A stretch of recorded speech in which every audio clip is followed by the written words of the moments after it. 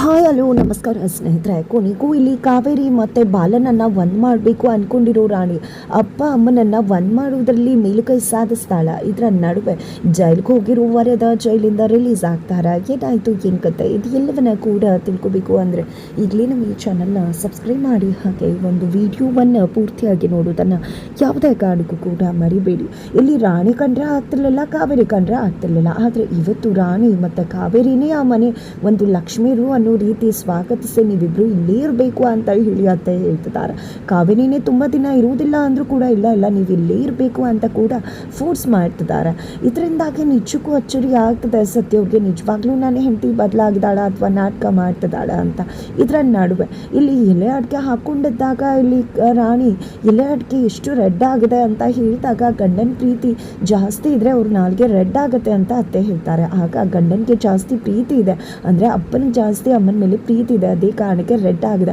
ಅಮ್ಮ ಬಾ ಅಪ್ಪನ ಮನೆಗೆ ಹೋಗೋಣ ನಾವು ಅಂತ ಹೇಳಿದಾಗ ಏನು ಮಾತಾಡ್ತಿದ್ಯಾ ರಾಣಿ ನೀನು ಅಂತ ಹೇಳಿ ಕಾವೇರಿ ಪ್ರಶ್ನೆ ಮಾಡ್ತಿದ್ದಾರೆ. ಹೌದಲ್ವಮ್ಮ, ನಾನೇನು ತಪ್ಪು ಹೇಳ್ತಿದ್ದೀನಿ, ಅಪ್ಪನ ಮನೆಗೆ ಹೋಗೋಣ ಬಾ ಅಂದಾಗ ಈ ಕಡೆ ತಬ್ಬಿಬ್ಬಾಗ್ಬಿಡ್ತಾರೆ ಸರಳ ಅವರು. ಏನು ಮಾತಾಡ್ತಿದ್ಯಾ ರಾಣಿ, ನಿಮ್ಮಪ್ಪ ನಿಮ್ಮಮ್ಮನ ಜೈಲಿಗೆ ಕಳ್ಸದ್ದು, ಇಷ್ಟೆಲ್ಲ ಮಾಡಿರೋ ಅವನ ಮನೆಗೆ ನೀವಿಬ್ರು ಹೋಗ್ಬೇಕಾ? ಇಲ್ಲ, ಯಾವುದೇ ಕಾರಣಕ್ಕೂ ಕೂಡ ನೀವಿಬ್ರು ಅವನ ಮನೆಗೆ ಹೋಗಬಾರ್ದು ಅಂತಾರೆ. ಏನಿದು ಅತ್ತೆ, ನೀವೇ ತಾನೇ ಹೇಳಿದ್ದು ನಾನು ಅಪ್ಪನ ಮನೇಲಿ ಇರಬೇಕು ಅಂತ, ಇಷ್ಟು ದಿನ ನಾನು ಅಲ್ಲೇ ಇದ್ದೆ ತಾನೇ, ಈಗ ಅಂದಮೇಲೆ ಅಮ್ಮ ಕೂಡ ಅಲ್ಲೇ ಬರಬೇಕು ತಾನೇ ಅಂತ ಹೇಳಿ ರಾಣಿ ಅತ್ತೆ ಬಾಯನ್ನೇ ಮುಚ್ಚಿಸ್ಬಿಡ್ತಾಳೆ. ನಂತರ ಇಲ್ಲಿ ಕಾವೇರಿ ಅವರು ಸುಮ್ಮನೆ ಇರ್ತೀಯ ರಾಣಿ, ನಿನ್ಗೆ ಯಾವ ಅಪ್ಪನೂ ಇಲ್ಲ ಏನೂ ಇಲ್ಲ, ನಿನಗಿರೋದು ನಾನು ಮಾತ್ರನೇ, ಇಷ್ಟು ದಿನ ಇಲ್ದಿರೋನು ಈಗ ಯಾಕೆ ಬರ್ತಾನವನು ಅಂತ ಹೇಳಿ ಕಾವೇರಿ ಕೇಳಿದಾಗ ಇಲ್ಲಮ್ಮ ನೀನು ತಪ್ಪು ತಿಳ್ಕೊಂಡಿದ್ಯಾ, ನಾನು ಆ ಮನೇಲಿ ಇದ್ದೆ ಅಲ್ವಾ, ನನಗೆ ಗೊತ್ತಮ್ಮ ಅಂದಾಗ ಅವನು ನಾಟಕ ಮಾಡ್ತಿದ್ದಾನೆ, ಅವನನ್ನು ನಂಬೇಡ ನೀನು ಅಂತ ಕಾವೇರಿ ಹೇಳ್ತಾರೆ. ಇಲ್ಲಮ್ಮ ಅವ್ರು ನಾಟಕ ಮಾಡ್ತಿಲ್ಲ, ಅಪ್ಪ ತುಂಬ ಅಂದರೆ ತುಂಬ ಒಳ್ಳೆಯವ್ರಮ್ಮ, ನಾನು ಇಷ್ಟು ದಿನ ಅವ್ರ ಮನೇಲಿದ್ದೆ ಅಲ್ವಾ, ಅವ್ರು ಹೇಗೆ ಅಂತ ನೋಡಿದ್ದೀನಮ್ಮ, ಪ್ಲೀಸ್ ಅಮ್ಮ ಬಾ ಅಂದಾಗ ನಾನು ಬರೋದಿಲ್ಲ ಅಂತಾರೆ. ಸರಿ ಆಯಿತು ಬಿಡು, ನೀನು ಬರಬೇಡ ನಾನೇ ಹೋಗ್ತೀನಿ ಅಂತ ಹೇಳಿ ರಾಣಿನೇ ಹೊರಟು ಬಿಡ್ತಾಳೆ. ಈ ಕಡೆ ಸತ್ಯವರು ಮನಸ್ಸಲ್ಲಿ ಅನ್ಕೋತಿದ್ದಾರೆ, ಹೌದು ಕಾವೇರಿ ನಿನ್ಗೆ ಹೇಗೆ ಅರ್ಥ ಮಾಡಿಸೋದು, ರಾಣಿ ಹೇಳಿದ ಮಾತು ನಿಜ ಅಮ್ಮ, ಬಾಲ ತುಂಬಾ ಒಳ್ಳೆಯವನು, ನೀನು ಅವನನ್ನು ಕ್ಷಮಿಸಿ ಹೊಸ ಬದುಕನ್ನು ಅವನ ಜೊತೆ ಶುರು ಮಾಡ್ಬೋದು, ಅವನ ಮೇಲೆ ಖಂಡಿತವಾಗ್ಲೂ ನನಗೂ ಕೂಡ ನಂಬಿಕೆ ಬಂದಿದೆ ಅಮ್ಮ ಅಂತ ಹೇಳಿ ಮನಸ್ಸಲ್ಲಿ ಅನ್ಕೋತಾರೆ.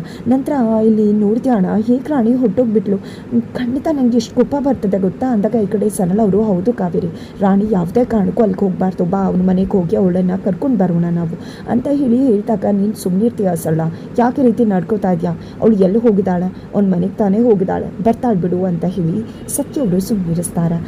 ನಂತರ ಈತ ಕಡೆ ಬಾಲ ಬಳಿಗೆ ತೇಜು ಬಂದಿದ್ದಾನೆ. ತೇಜು ಬರ್ತಿದ್ದಾಗ ನಿಜಕ್ಕೂ ಬಾಲ ಮನಸ್ಸಿಗೆ ತುಂಬ ಬೇಜಾರಾಗುತ್ತೆ, ಯಾಕಂದರೆ ಇವತ್ತು ಅಮ್ಮನ ಕಳ್ಕೊಂಡಿರೋ ತೇಜು ಮತ್ತು ಅಪ್ಪನ ಕಳ್ಕೊಂಡಿದ್ದಾರೆ ಅಂತ. ಆದರೆ ಅನಿವಾರ್ಯವಾಗಿತ್ತು ಬಾಲಾಗೆ ಕಾವೇರಿಯನ್ನು ಬಿಡಿಸ್ಬೇಕು ಅಂದರೆ ವರದ ಜೈಲಿಗೆ ಹೋಗಲೇಬೇಕಾಗಿತ್ತು. ಅದೇ ಕಾರಣದಿಂದ ತೇಜು ಹತ್ರ ಕ್ಷಮೆ ಕೇಳ್ತಾರೆ. ನನ್ನನ್ನು ಕ್ಷಮಿಸ್ಬಿಡು ತೇಜು, ನಿನ್ನ ಪರಿಸ್ಥಿತಿ ಹೀಗಿದೆ ಅಂತ ಗೊತ್ತಿದ್ದು ನಾನು ಏನೂ ಮಾಡೋಕ್ಕಾಗ್ತಿರೋ ಪರಿಸ್ಥಿತಿಗೆ ಜಾರ್ಬಿಟ್ಟೆ, ನನ್ನಿಂದಾನೇ ಇವತ್ತು ನೀನು ಒಂಟಿ ಆಗಿಬಿಟ್ಟೆ ಅಂದಾಗ ಅಯ್ಯೋ ಫ್ರೆಂಡು ಯಾಕೆ ರೀತಿಯಿಂದ ಮಾತಾಡ್ತಿದ್ರ, ನಿಜ ಹೇಳಬೇಕು ಅಂದರೆ ಇಷ್ಟು ವರ್ಷ ರಾಣಿನ ಅಮ್ಮನಿಂದ ದೂರ ಮಾಡಿದ ನನ್ನಪ್ಪ ಅಲ್ವಾ, ನನ್ನಪ್ಪ ತಪ್ಪು ಮಾಡಿದ್ದಾರೆ ಅಂದಮೇಲೆ ಅವರು ಶಿಕ್ಷೆ ಅನುಭವಿಸಲೇಬೇಕಲ್ವ, ನೀವೇನೂ ಕೂಡ ತಪ್ಪು ಮಾಡಿಲ್ಲ, ಆದರೆ ನಾನೇ ಸಾರಿ ಕೇಳಬೇಕು ರಾಣಿ ಹತ್ರ, ನನ್ನಪ್ಪನಿಂದ ಈ ರೀತಿ ಆಯಿತು ಅಂತ ಹೇಳಿ ಹೇಳ್ತಾರೆ. ಆದರೆ ಅತ್ತೆ ತುಂಬ ಅಳ್ತಿದ್ದಾರೆ ಸಾರಿಕಾ ಅತ್ತೆ ಅಂದಾಗ, ಹೌದಾ ಎಲ್ಲಿದ್ದಾರೆ ಅಂದಾಗ ಅಲ್ಲಿ ತೋರಿಸ್ತಾರೆ. ಆ ಒಂದು ಜಾಗಕ್ಕೆ ಇಲ್ಲಿ ಬಾಲ ತೇಜುನ ಕರ್ಕೊಂಡು ಬರ್ತಾರೆ. ಸಾರಿಕಾ ತುಂಬ ವಿಚಾರ ಮಾಡಿಕೊಂಡು ಒದ್ಕೊಂಡು ಕೂತಿದ್ದಾಗ, ದಯವಿಟ್ಟು ನನ್ನನ್ನು ಕ್ಷಮಿಸ್ಬಿಡು ಸಾರಿಕಾ, ನಿನ್ನ ಅಣ್ಣನಿಂದ ದೂರ ಮಾಡಿಬಿಟ್ಟೆ ಅಂದಾಗ, ನೋಡು ಬಾಲ ನನ್ನ ಅಣ್ಣನಿಂದ ಅನ್ಯಾಯ ಆಗಿದೆ ನಾನು ಒಪ್ಕೋತೀನಿ, ಆದರೂ ಕೂಡ ನನ್ನ ಅಣ್ಣ ದೂರ ಆದ ಅನ್ನೋ ನೋವಿದೆ, ಆದರೆ ನೀನು ಮತ್ತು ಕಾವೇರಿ ಒಂದಾದರೆ ಅಷ್ಟೇ ಸಾಕು, ಆದರೆ ಯಾವತ್ತೂ ನೀನು ನನ್ನ ಕೈ ಬಿಡುವುದಿಲ್ಲ ಅಲ್ವಾ ಅಂದಾಗ, ಖಂಡಿತ ನಾನು ಯಾವತ್ತೂ ನಿನ್ನ ಜೊತೆ ಇರ್ತೀನಿ, ನಿನ್ನ ಒಂಟಿ ಹಾಕೋದಕ್ಕೆ ನಾನು ಬಿಡುವುದಿಲ್ಲ ಅಂತ ಹೇಳಿ ಬಾಲ ಹೇಳ್ತಿರ್ತಾರೆ. ಅಷ್ಟರಲ್ಲಿ ರಾಣಿ ಅಲ್ಲಿಗೆ ಅಪ್ಪ ಅಂತ ಅಂದ್ಕೊಂಡು ಬಂದಿದ್ದೆ, ನನ್ನ ಮಗಳು ಅಂತ ಹೇಳಿ ಅಂದ್ಕೊಂಡು ಖುಷಿಯಿಂದ ಹೋಗ್ತಾರೆ. ಇದನ್ನು ನೋಡಿ ಸಹಿಸ್ಕೊಳ್ಳೋಕೆ ಆಗ್ತಿಲ್ಲ ಸಾರಿಕಾಗೆ. ಅಷ್ಟರಲ್ಲಿ ಇಲ್ಲಿ ತೇಜು ಕೂಡ ರಾಣಿ ಅಂತ ಹೇಳಿದ ತಕ್ಷಣ ಹಾ ತೇಜು ಅಂದಾಗ, ದಯವಿಟ್ಟು ನನ್ನ ಕ್ಷಮಿಸ್ಬಿಡು ರಾಣಿ, ಬಿಕಾಸ್ ನನ್ನ ಅಪ್ಪನಿಂದಾಗಿ ನಿಮ್ಮಮ್ಮ ಇಷ್ಟು ವರ್ಷ ಜೈಲಲ್ಲಿ ಇರಬೇಕಾಯ್ತು ಅಂದಾಗ, ಪರವಾಗಿಲ್ಲ ತೇಜು ಅಂತ ಹೇಳ್ತಾರೆ. ನಂತರ ಅಪ್ಪ ಅಂತ ಹೇಳಿ ಹೇಳಿದಾಗ, ಮಕ್ಕಳೇ ನಿಮ್ಮಮ್ಮಂಗೆ ಗೊತ್ತಾ ನೀನು ಇಲ್ಲಿಗೆ ಬಂದಿರೋದು, ಇಲ್ಲಿಗೆ ಬಂದುಬಿಟ್ಟಿದೆಯಲ್ಲ ಅಂದಾಗ, ಅಮ್ಮಂಗೆ ಗೊತ್ತಿದೆ ಅಪ್ಪ, ನಾನು ಅಮ್ಮನ ಕರೆದೆ, ಅಮ್ಮ ಬರುವುದಿಲ್ಲ ಅಂದರು, ಆದರೆ ನಾನೇ ಹೋಗ್ತೀನಿ ಅಂತ ಹೇಳಿ ಬಂದುಬಿಟ್ಟೆ ಅಂದಾಗ, ಅಯ್ಯೋ ನಿಮ್ಮಮ್ಮ ಕೋಪ ಮಾಡ್ಕೋತಾಳೆ ಕಂದ, ದಯವಿಟ್ಟು ನೀನು ಅಲ್ಲೇ ಹೋಗಮ್ಮ, ಆಮೇಲೆ ನಿಮ್ಮಮ್ಮ ಬೇಜಾರು ಮಾಡ್ಕೊಳ್ಳೋದು ಚೆನ್ನಾಗಿರುತ್ತಾ ಹೇಳು ಅಂದಾಗ, ನನಗೆ ನನ್ನ ಅಪ್ಪ ಅಮ್ಮ ಇಬ್ಬರ ಜೊತೆ ಕೂಡ ಇರಬೇಕು ಅನ್ನೋ ಆಸೆ ಇದೆ ಅಂತ ಹೇಳಿ ಹೇಳಿದಾಗ, ನನಗೂ ಆಸೆ ಇದೆ ಕಂದ, ಆದರೆ ಏನು ಮಾಡೋದು, ನಿಮ್ಮಮ್ಮನ ಹತ್ರಕ್ಕೆ ನೀನು ಹೋಗು ಅಂತ ಹೇಳಿ ಬಾಲ ಹೇಳ್ತಿದ್ದಾರೆ. ಅಷ್ಟರಲ್ಲಿ ಇಲ್ಲಿ ರಾಣಿ ಇರಿ ಒಂದು ನಿಮಿಷ ಅಂತ ಹೇಳಿ ಫೋನ್ ತೊಗೊಂಡು ನನ್ನ ಮಾವಂಗೆ ಕಾಲ್ ಮಾಡಿಕೊಡಿ ಅಂತ ಹೇಳ್ತಾಳೆ. ಕಾಲ್ ಮಾಡಿಸ್ಕೊಂಡಿದ್ದ ಮಾವ, ನಾನು ರಾಣಿ ಮಾತಾಡ್ತಿದ್ದೀನಿ, ಮನೇಲಿ ಒಂದು ಪಂಚಾಯತಿನ ಏರ್ಪಾಟ್ ಮಾಡಿ ನಾನು ಬರ್ತೀನಿ, ಪಂಚಾಯತಿಲಿ ಏನು ಮಾಡಬೇಕು ಅಂತ ನಾನು ಮಾತಾಡ್ತೀನಿ ಅಂದಾಗ ಸರಿ ಕಂದ ಅಂತ ಹೇಳಿ ಸತ್ಯವರು ಹೇಳ್ತಾರೆ. ಬಿಕಾಸ್ ಸತ್ಯವ್ರಿಗೂ ಕೂಡ ತುಂಬ ಅಂದರೆ ತುಂಬಾ ಖುಷಿ ಇದೆ ಬಾಲ ಮತ್ತು ಕಾವೇರಿ ಒಂದಾಗೋದ್ರ ಬಗ್ಗೆ. ಹಾಗಾಗಿ ರಾಣಿಯ ಆಲೋಚನೆಗಳಿಗೆ ಸತ್ಯ ತುಂಬ ಅಂದರೆ ತುಂಬಾ ಸಾಥ್ ಕೊಡ್ತಿದ್ದಾರೆ. ನಂತರ ಬನ್ನಿ ಅಪ್ಪ ಮನೆಗೆ ಹೋಗೋಣ, ಮನೆಯಲ್ಲಿ ಪಂಚಾಯತಿ ನಡೆಯುತ್ತೆ, ಪಂಚಾಯತಿಯಲ್ಲೇ ತೀರ್ಮಾನ ಆಗಲಿ ಎಲ್ರೂ ಕೂಡ ಅಂತ ಹೇಳಿ ಅಪ್ಪನ ಕರ್ಕೊಂಡು ಮನೆಗೆ ಬರ್ತಿದ್ದಾಳೆ ರಾಣಿ.